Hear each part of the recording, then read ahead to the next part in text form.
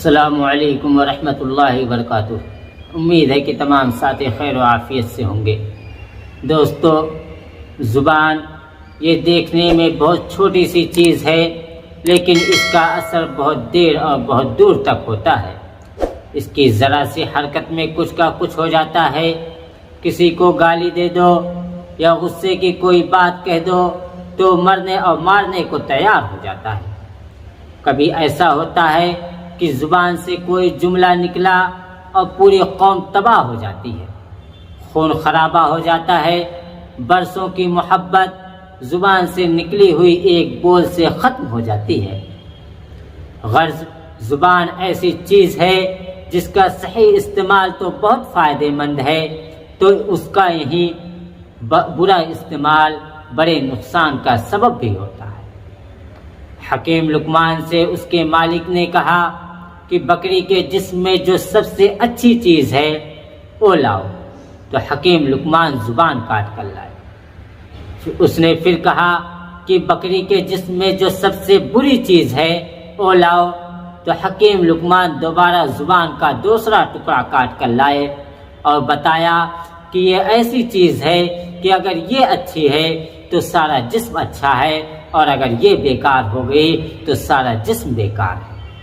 اس لیے رسول پاک صلی اللہ علیہ وسلم نے فرمایا کہ صبح سویرے بدن کا ہر حصہ زبان سے یہ کہتا ہے، خدا کے لیے تو ٹھیک چلنا، اگر تو ٹھیک ہے تو ہم سب کی خیر ہے، ورنہ اگر تو بگڑ گئی تو ہم سب پر مصیبت آنے والی ہے۔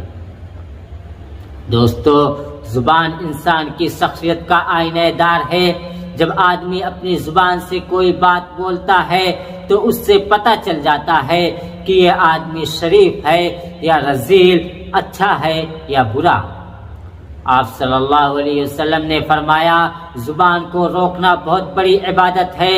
آپ نے فرمایا جو اللہ اور قیامت کے دن پر ایمان رکھتا ہو اسے چاہیے کہ وہ اچھی بات کہے یا خاموش رہے۔ آپ نے فرمایا من صمت نجا، جو خاموش رہا اس نے نجات پا لی۔ ایک مرتبہ آپ صلی اللہ علیہ وسلم نے ایک صحابی حضرت معاذ رضی اللہ تعالی عنہ سے فرمایا معاذ تم اس سے ڈرتے رہنا۔ حضرت معاذ نے کہا اے اللہ کے رسول اس سے کیا ڈرنا؟ آپ نے فرمایا اے معاذ تم جانتے نہیں اس کی کرتوتوں کی وجہ سے، یعنی زبان کی کرتوتوں کی وجہ سے نہ جانے کتنے انسان دوزخ میں پہنچ گئے۔ حضرت موسیٰ اشعری رضی اللہ تعالی عنہ فرماتے ہیں کہ میں نے عرض کیا کہ اے اللہ کے رسول مسلمانوں میں سب سے بہتر اور افضل ترین مسلمان کون ہے؟ آپ صلی اللہ علیہ وسلم نے ارشاد فرمایا جس مسلمان کی زبان اور ہاتھ کی ایذا رسانی سے دوسرے مسلمان محفوظ ہے۔ دیکھو، جب آپ صلی اللہ علیہ وسلم سے سوال کیا گیا کہ مسلمانوں میں سب سے افضل ترین مسلمان، سب سے افضل مسلمان، سب سے بہتر مسلمان کون ہے، تو آپ صلی اللہ علیہ وسلم نے اپنے جواب میں فرمایا او مسلمان سب سے افضل ہے، او مسلمان سب سے بہتر ہے جس کی ذات سے، اس کی زبان سے، اس کے ہاتھ سے دوسرے مسلمان محفوظ ہوں، دوسرے مسلمان کو کوئی تکلیف نہ پہنچے، وہ مسلمان سب سے افضل ہے۔